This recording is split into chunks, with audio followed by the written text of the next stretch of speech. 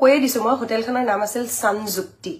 মনত ৰাখিব হোটেলখনৰ নাম আছিল সানযুক্তি আৰু এয়া নগাঁও গুৱাহাটী বাইপাছত পৰে এই হোটেলখনৰ ৰুম নম্বৰ 304ত আমাক এটা ৰুম দিয়া হল আমি দুজনী ছোৱালী আছিলো মাত্ৰ ৰুম দিয়া হল আৰু বিশেষ কাৰণবশত মোৰ ড্ৰাইভাৰজন আধাৰ পৰা গুৱাহাটী ঘূৰি আহিব লগা আছিল সেই কাৰণে মই ভাবিলো যে বাকিখিনি মই নিজে চলাই লম মোৰ বান্ধৱী গৰাকী আৰু মোক ৰাখ কৰাৰ পিছত ৰাখ কমিটিয়ে খুব ধুনিয়াকৈ তেওঁলোকে আমাক ৰিসিভ কৰি ৰুমত থলে খুব ধুনিয়াকৈ তেওঁলোকে আমাক ৰাতি 2টা বজাত ৰাখ কমিটিৰ দুজন সেক্ৰেটাৰী আহি আমাক ৰুমত থৈ গল তেওঁলোকে ধুনিয়াকৈ যিমান টকাৰ বিনিময়ত আমাক চুক্তি হৈছিল 1 টকাও আমাক কমাই দিয়া নাই যেনে ধৰণৰ কথা বতৰা হৈছে খুব ধুনিয়াকৈ আমাক দিলে দিয়াৰ পিছত আমি দুইজনী ৰুমলৈ গলো 2টা বজাত আহি পাইছো 3টা বজাত আমি ফ্ৰেশ হৈ খাই বৈ শুবলৈ ললো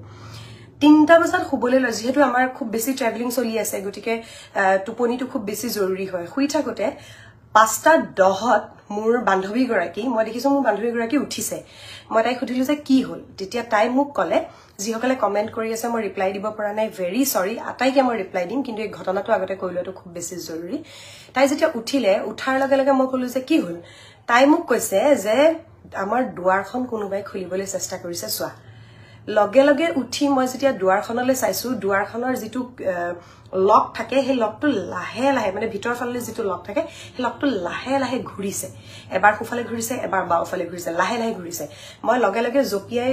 দৰজাখনৰ ওচৰলৈ গলো গাৰ হেসাৰে মই দৰজাখন হেসি ধৰি আছো আৰু দৰজাখন গাৰ জোৰেৰে ধৰি থাকি যেটো আই হোল থাকে দৰজাৰ আই হোল থাকে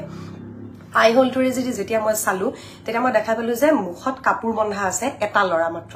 মুখত কাপোৰ বন্ধা আছে আৰু তেনেকুৱা এটা লৰাই আমাৰ ৰুমৰ দুৱাৰৰ লকটো লাহে লাহে মানে খুলিবলৈ ট্ৰাই কৰি আছে মই তাৰ হাতখন দেখা নাই কাৰণ আই হোলেৰে দেখিলে মই মাত্ৰ ওপৰৰ ইমানখিনিহে দেখা পাম সেইখিনি দেখা পাইছো যে হি হেতু খুলিবলৈ ট্ৰাই কৰি আছে মই মোৰ লগৰ গৰাকীক লগে লগে কৈছো যে হোটেলৰ মালিকক ফোন কৰা কাৰণ আগদিনা হোটেলৰ মালিক আহিছিল আমাক লগ পাবলৈ তেতিয়া তেখেতে নিজৰ পাৰ্সোনাল নম্বৰটো আমাক দি গৈছিল কৈছিল কিবা অসুবিধা হলে আমাক জনাব তেখেতক মোৰ লগৰ গৰাকীয়ে 5:24 5:25 5:26ত তিনিবাৰ ফোন কৰিলে তেখেতে ফোন ৰিসিভ কৰা নাই হ'ব পাৰে তেখেত শুই থাকিব পাৰে যেটো সময় সেই সময়ত সাধাৰণতে টোপনি ভগাটো অকমান টান তেখেতে ৰিসিভ কৰা নাই তাৰ পিছত আমি কমিটিৰ সেক্ৰেটাৰীক ফোন কৰিলো কমিটিৰ সেক্ৰেটাৰীয়ে ফোন ৰিসিভ প্ৰথমবাৰ নকৰিলে কিন্তু তেওঁ লগে লগে কল বেক কৰিলে আমাক সুধিলে বাইদেউ কিবা হৈছে তেতিয়া তাই কলে মোক একদম ফুসফুসাই কোৱা যাতে বাহিৰত থকাটোৱে গম নাপায় কাৰণ হি যদি গম পায় যে আমি একো নাজানো যে তাৰ হাতত কিবা ওয়েপন আছে নে কি আছে একো বুজি পোৱা নাই যে কিয় হি আমাৰ দুৱাৰ ভাঙিবলৈ চেষ্টা কৰিছে লকটো ভাঙিবলৈ চেষ্টা কৰিছে তেতিয়া তাই মানুহজনক কলে যে দাদা কোনোবাই আমাৰ দুৱাৰ ভাঙিবলৈ চেষ্টা কৰিছে আপোনালোক সোনকালে আহক তেওঁ কলে মই ইমিডিয়েট গৈ আছো এতিয়া মই ভাবি আছো যে আৰু লাহে লাহে চাইছো ওপৰৰ যেটো সিটকানি আৰু তলৰ যেটো সিটকানি হে দুটাৰ ঠাইত লাহে লাহে জোৰ দিছে এতে মোৰ চিন্তাটো হল যে এজন লৰা যদি বেলেগ কথা কিন্তু যদি সাইডত আৰু কোনোবা আছে মইতো আই হলেৰে হেয়া দেখা নাই লগে লগে আমি দুজনে চিঞৰিবলৈ আৰম্ভ কৰিলো হোটেল সানযুক্তিৰ ৰুম নম্বৰ 304ত আমি চিঞৰিছো ৰাতিপুৱা 5:25-26 মানত আমি দুজনীয়ে খুব জোৰেৰে চিঞৰিছো চিঞৰাৰ লগে লগে লৰাজন আতৰি গুচি গল মই কিন্তু আই হোলটোৰ পৰা চকু আতৰাই আনা নাই অকমান সময় পাছত দেখিছো সেই একেজনে লৰা কিন্তু মুখৰ পৰা কাপোৰখন অতৰাই পেলাই হি অহা যোৱা কৰি আছে দুফালে অহা যোৱা কৰিছে দুবাৰ হি যেতিয়া অহা যোৱা কৰা দেখিলো তেতিয়া আমাৰ চিন্তা হল যে ৰুমৰ পৰা আমি উলাম কেনেকে কাৰণ ৰুমৰ পৰা যদি উলাও আৰু যদি দুটা লৰা তাৰ লগত আখে-পাখে ৰৈ আছে হেতুটো নাজানো গতিকে আমি ৰুমতে সোমালো মানে আমি 3টা বজাত শুইছিলো প্ৰায় 2.5 ঘণ্টা sorry 2 ঘণ্টা 10 মিনিট মান আমি শুইছিলো তাৰ পাছতে হাৰ পাই পেলাই এই কাণ্ড আৰু তেতিয়া প্ৰথম মনলে কথাটো হৈছে যে ইয়াত থাকিব নোৱাৰি বেগ চেক পেক কৰিছো বেগ চেক পেক কৰি যেতিয়া সেক্ৰেটাৰী আহিলে তেতিয়া আমি ৰাখ কমিটিৰ সেক্ৰেটাৰী তেখেত যেতিয়া আহিলে তেখেতক তেতিয়া আমি দৰজাখন খুলি দিলো তেখেতে সুধিলে মই গুটেই কাহিনীটো তেখেতক কলো কোৱাৰ পিছত মই কলো দাদা আমি ইয়াতে থাকিব নোৱাৰো আমি গুচি যাও আগদিনা আহিছো নাৰায়ণপুৰৰ পৰা আমি যেতিয়া কাম কৰো আমাৰো কষ্ট হয় আমিও বহুতে হয়তো ওপৰতে কৈ দিয়ে যে পইচা ঘটিবলৈ গৈছিলি অমুক কৰিবলৈ গৈছিলি টিভি ফুটেজ আমি